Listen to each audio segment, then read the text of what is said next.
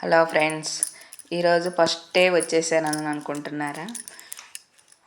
యూట్యూబ్లో ముగ్గులు వేసేటప్పుడు వాయిస్ ఇవ్వాలి, లేకపోతే మానిటైజేషన్ అవ్వదు, అది ఇదని చెప్తున్నారు.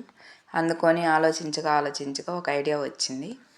ఏంటంటే, రోజు వీడియో పెడుతుంటాను కదా, దాంట్లో ఏ శివపురాణమో ఏ విష్ణు పురాణమో ఏదో ఒకటి భగవద్గీత శ్లోకాలు ఒకటి చెప్పాను అనుకోండి, మీకు కొంచెం మంచి జరుగుతుంది, చెప్పేదానికి నాకు మంచి జరుగుతుంది, వినేవాళ్ళకి మీకు మంచి జరుగుతుంది, దైవ కృప ఉండిద్దని ఆశిస్తూ ఈరోజు నుంచి స్టార్ట్ చేద్దామని అనుకుంటున్నానండి.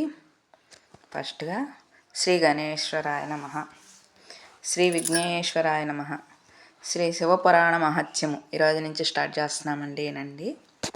చాలా మంచిగా ఉంటుంది, చాలా బాగుంటుంది. విడిగా ఎవరు చదివి చెప్పేవాళ్ళు ఉండరు మామూలుగా. చూడండి. సౌనకాదుల కోరికపై సూతుడు శివపురాణమును ప్రవచించుట. స్త్రీలు పొంగిన శివగడ్డము పాలుగారిన భాగ్యసీమయము వాలిన ఈ భరతఖండంలోని పుణ్యక్షేత్రాలన్నింట అగ్రస్థానం వహించి ఉన్నది ప్రయాగ క్షేత్రం. తెలుసు కదండి అందరికీ, చాలా విశిష్టతమైనది. శ్రీ మహావిష్ణు పాదోద్భూతమైన గంగానది, శ్రీకృష్ణ రాసవేణు రాగ సమ్మిళిత కళారావమైన యమునా నది, ఈ రెండు నదులు సంగమించే మహా అద్భుతమైన క్షేత్రం ఇది.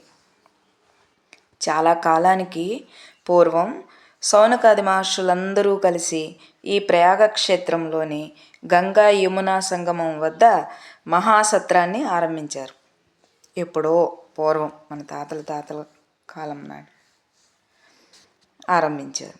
అఖండంగాను అద్వితీయంగాను సాగుతున్న ఆ యజ్ఞ దర్శన కాంక్షులై ఎందరో యోగులు, ఋషులు, మునులు, తాపసులు తరలి వచ్చారు. వారితో బాటే వేంచేశారు సూతుడు అంటే సూత మహర్షి గారు. సూతుడు రామ మహర్షణుని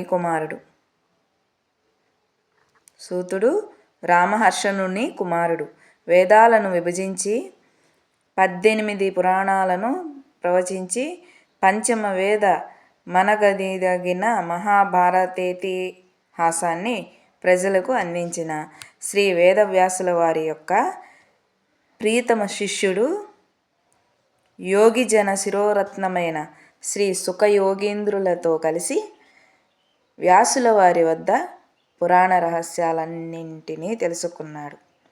ధర్మాలు, శాస్త్రాలు, వేదాలు, వాదాలు అన్నీ క్షుణ్ణంగా నేర్చుకున్నాడు. ఆయనకు తెలియనిదంటూ ఏమీ ఉండేది కాదు. ఆయన చెప్పలేని పురాణగాథ, విప్పలేని ధర్మ సందేహం ప్రపంచంలోనే లేవు. అడిగిన వారందరికీ తన అపూర్వ కథన విధానంతో ఆయా పురాణాలను వినిపించటం, వారిని ధన్యులను చేయటం తామ చరితార్థుడనయ్యాననుకోవటం ఇదే ఆయన లోకం.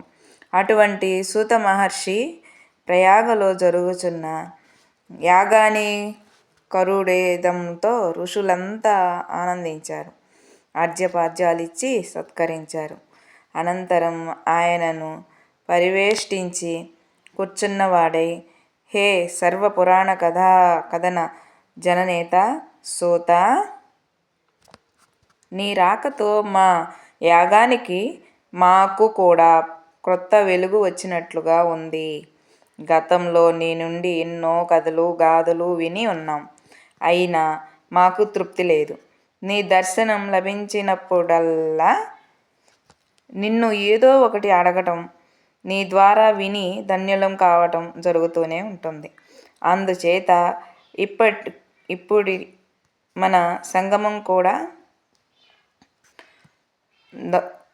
దాపోకుండా ఉండేందుకుగాను మా యందు దయగలవాడై ఏదైనా ఒక మహత్యపూరితమైన పురాణాన్ని వినిపించు అని అడిగారు ఆయన. మానవులు సర్వయాతనలను భగ్నం చేసేది, పుణ్యాన్ని ప్రసాదించేది, మాకు తృప్తిని కలిగించేది అయిన సద్విషయాన్ని